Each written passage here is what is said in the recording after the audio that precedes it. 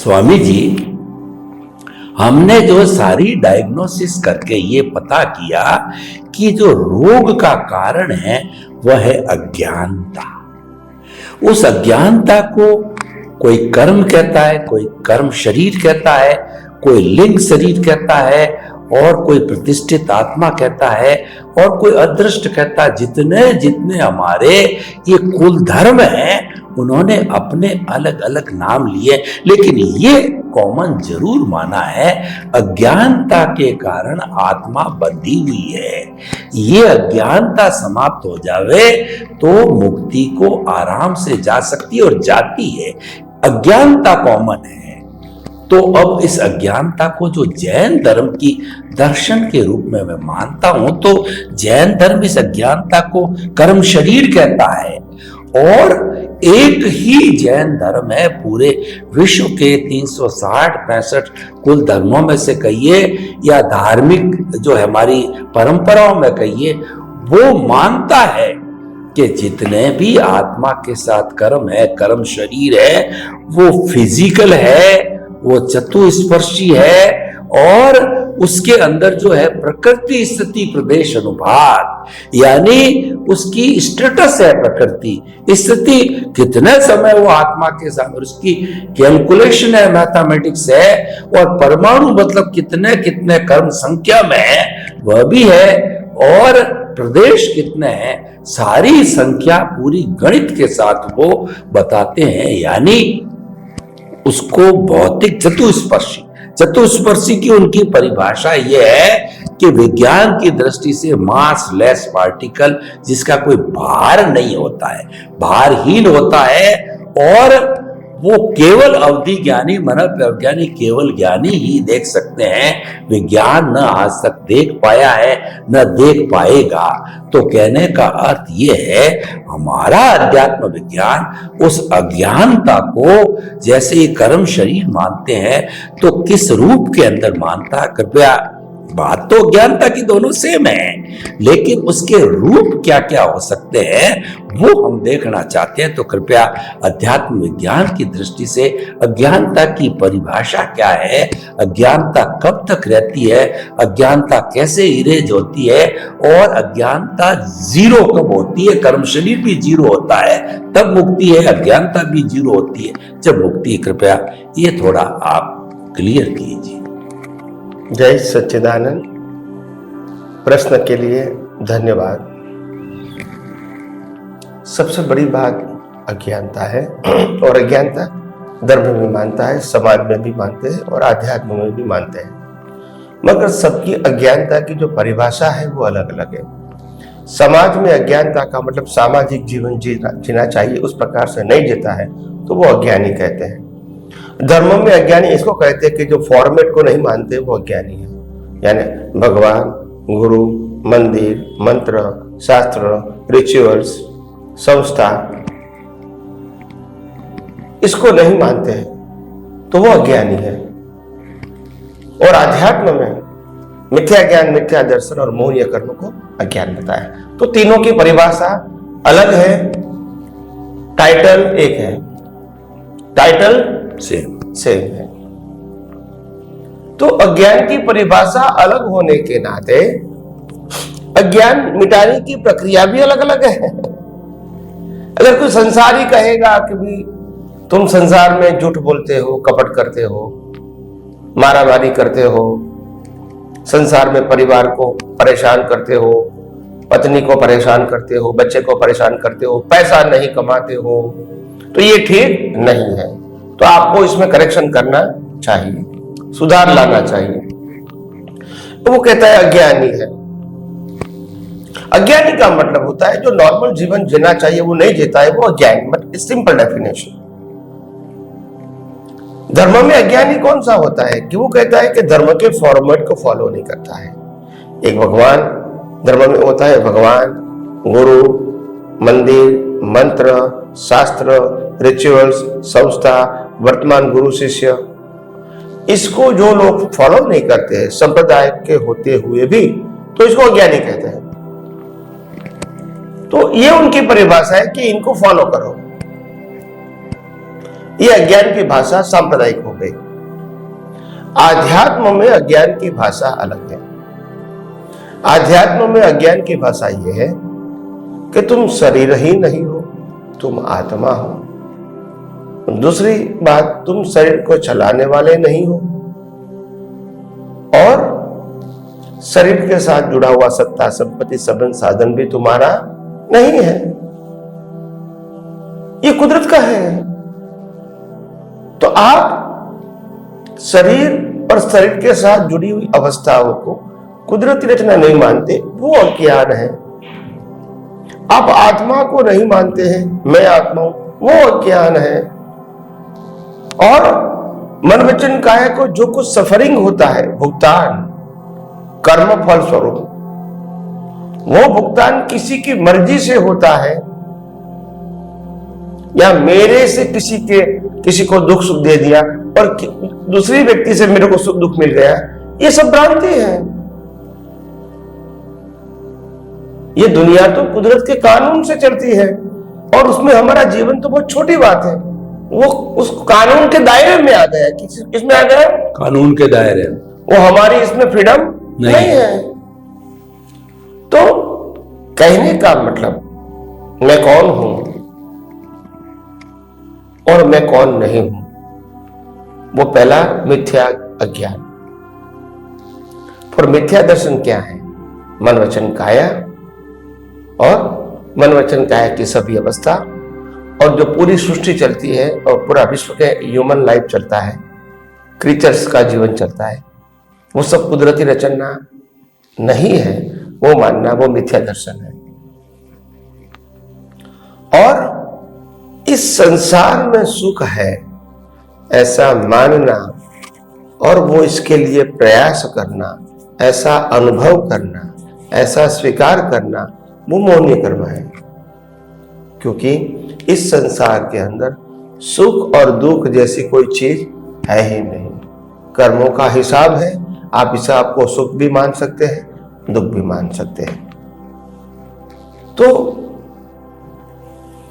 ये सब अज्ञान को निकालना, ये आध्यात्म है। कई लोग कहते हैं कि स्वामी जी सुख दुख नहीं है, ऐसा हम कैसे माने? तो मैंने कहा एक ही परिस्थिति को अलग अलग व्यक्ति अलग अलग क्यों देखते हैं? अगर एक कहता है कि मैं शादी नहीं होती तो मैं दुखी हूं और दूसरा कहता है कि शादी होने के बाद मैं दुखी हूं, अगर प्रिंसिपल होता तो ऐसा नहीं होता। एक व्यक्ति कहते हैं मेरे को शादी करने में सुख है, दूसरा कहते हैं मेरे को त्याग लेने में सुख है। अगर सिद्धांत होता तो ऐसा नहीं होता है। ये तो रिलेटिव व्यू पॉइंट है। एक कहता है बिना पैसा में दुखी हूं और दूसरा कहता है मैं पैसा रखना ही नहीं चाहता हूं इसीलिए सुखी हूं। तो आखिर प्रिंसिपल क्या है? ये व्यू पॉइंट है या प्रिंसिपल है? तो एक बात तो समझनी पड़ेगी हमको सनातन सत्य के बेस पर। आखिर हम कुदरती कानून को अगर नहीं समझेंगे तो हम कभी भी अपना आध्यात्मिक डेवलपमेंट नहीं बढ़ा सकते हैं और मुक्तता की ओर, मुक्ति के मार्ग में आगे नहीं बढ़ सकते हैं। बात तो सहज सरल सुगम है। लोग कहते हैं कि स्वामी जी आपकी बात समझ में आती है मगर स्वीकार करने में तकलीफ हो जाती है, बुद्धि बीच में आती है, अहंकार बीच में आता है। मैं मानता हूं कि बुद्धि और अहंकार बीच में आएगा, मैं मानता हूं आपको, मगर एक बात ध्यान रखना, ये बुद्धि और अहंकार भी आज का नहीं है, पिछले अवतार का है और वो भी डिस्चार्ज हो रहा है, तुम्हारा नहीं है और तुम्हारे साथ भी नहीं रहेगा। तुम जिस चीज के ऊपर आप बैकअप के ऊपर आप कूद रहे हो वो बैकअप भी तुम्हारा नहीं है और तुम्हारे पास नहीं रहेगा। तो आखिर एक दिन तो सनातन सत्य मानना पड़ेगा ने, और सनातन सत्य कोई व्यक्ति का तो है नहीं। अगर मानने में तकलीफ क्या है? सनातन सत्य जो है दिखता है, समझ में आता है, मानने में तकलीफ क्या है? अगर आपने कोई जेंट्स होके लेडीज के साथ शादी किया तो आप पति बन गए, वो पत्नी बन गई, वो समाज में लोग स्वीकार करते हैं और करेंगे। मगर इतना तो मानेंगे ना कि पत्नी के आप मालिक नहीं हो और पत्नी के पति मालिक नहीं हो सकते और पति के पत्नी मालिक नहीं हो सकते, क्योंकि दोनों का जीवन पहले भी स्वतंत्र था और बाद में भी स्वतंत्र रहेगा। तो मालिक कैसे हो सकते? आपका दोनों का कर्मों का हिसाब है तो आप जुड़ गए और हिसाब खत्म हो गया तो अलग हो गए। पहले भी अलग थे, बाद में भी अलग हो जाएंगे। तो वास्तविकता को समझने के लिए थोड़ी दृष्टि को विशाल बनाइए, तभी आपको फैक्ट समझ में आएगा। और फैक्ट समझ में आएगा तो समझ में आएगा आखिर स्पिरिचुअल साइंस की वैल्यू क्या है। जब वैल्यू समझ में नहीं आएगी तो एप्लीकेशन कैसे होगा, अनुभूति कैसे होगी? तो वैल्यू तब समझ में आएगा जब आपकी दृष्टि विशाल बनेगी, ब्रॉड बनेगी, तो ये साइंस समझ में आएगा। एक छोटे से व्यू पॉइंट से समझ में नहीं आता है। हम तो ऐसे बैठ गए जैसे रात्रि भोजन नहीं करें तो फिर मोक्ष कैसे होगा, कंदमूल खाते हैं तो मोक्ष कैसे होता है, उबाला हुआ पानी नहीं पिए तो मोक्ष कैसे होगा, साधु नहीं बनेंगे तो मोक्ष कैसे हो। ये सब्जेक्ट ज्ञान अज्ञान का है या प्रकृति की अवस्था का है? तुम प्रकृति की अवस्था को ज्ञान दर्शन के साथ क्यों जोड़ते हो?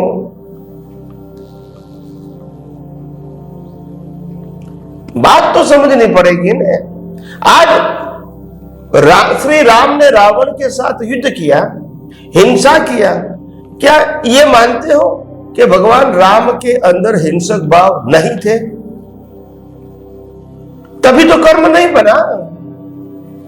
तो क्रिया को ज्ञान दर्शन के साथ जोड़ने की कोशिश मत करो। दोनों चीज क्या है? अलग अलग है। मगर तुम क्रिया को ही ज्ञान दर्शन मानोगे, ये तुम्हारी भ्रांति है।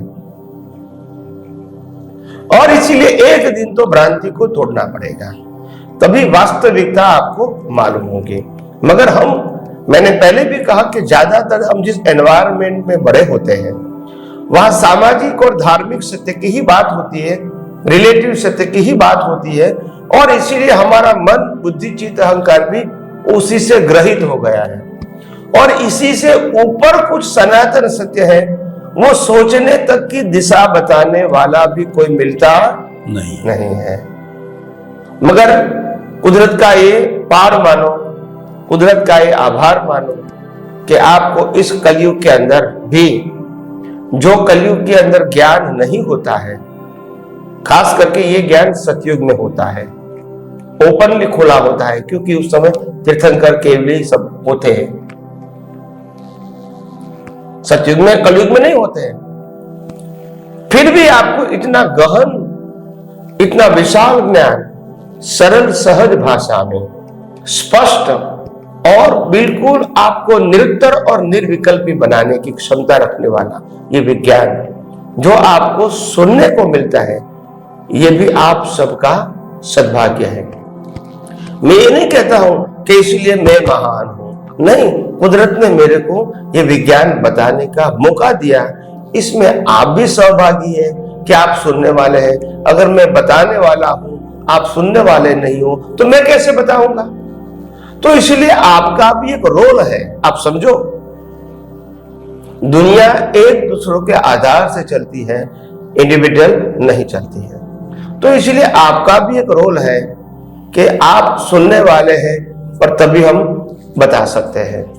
तो मैं ये मानता हूं कि आप जब इतना समय शक्ति देते हो सुनने में, तो थोड़ा समझने की कोशिश करो, और ऐसा समझो ताकि आप जीवन में उपयोग करके अनुभव भी करो। फिर तो किसी के सर्टिफिकेट की जरूरत नहीं पड़ेगी। फिर धीरे धीरे आपका अनुभव दूसरे को शेयर करने का भी कोशिश करो। तो मैं समझता हूं कि आपको आध्यात्म विज्ञान समझना, उपयोग करना, अनुभव करना कोई डिफिकल्ट बात नहीं होगी। बस आप सबका जीवन धन्य बने, यही मेरी शुभकामना। स्वामी जी, आपका बहुत बहुत धन्यवाद।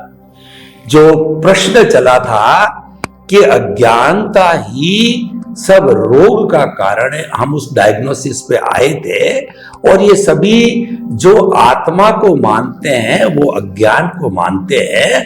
तो आपने बताया कि अलग अलग धार्मिक संप्रदायों की अपनी अपनी अज्ञानता की परिभाषा है, अज्ञानता सब मानते हैं, लेकिन आपने एक विशेष बात बताई कि जो अध्यात्म विज्ञान की वो अज्ञानता है, वो कुदरती रचना, कुदरत के जो कानून को न मानना, वो अज्ञानता है, वो ब्रॉड सेंस में है। और आपने एक बड़ी विशेष बात ये बताई, उस अज्ञानता को समाप्त करने के लिए करना कुछ नहीं है, दृष्टि को बदलना है। और जो दूसरे सांप्रदायिक धार्मिक चीजें, उसमें करना क्रिया मुख्य चीज है। बेसिक डिफरेंस कितना बड़ा भारी भरकम को मानना, जानना, सुधार करना, उतना करने की बनिस्बत सहज, सरल, सुगम अपनी दृष्टि को बदल दीजिए, मान्यता को बदल दीजिए, रॉन्ग बिलीफ को समाप्त करके आप राइट बिलीफ पे आ जाइए। कितना सरल जो अध्यात्म विज्ञान आप दे रहे हैं स्वामी जी, हम कृतार्थ हुए। समस्त श्रोताओं की तरफ से आपको बहुत बहुत अभिवादन और जय सच्चिदानंद।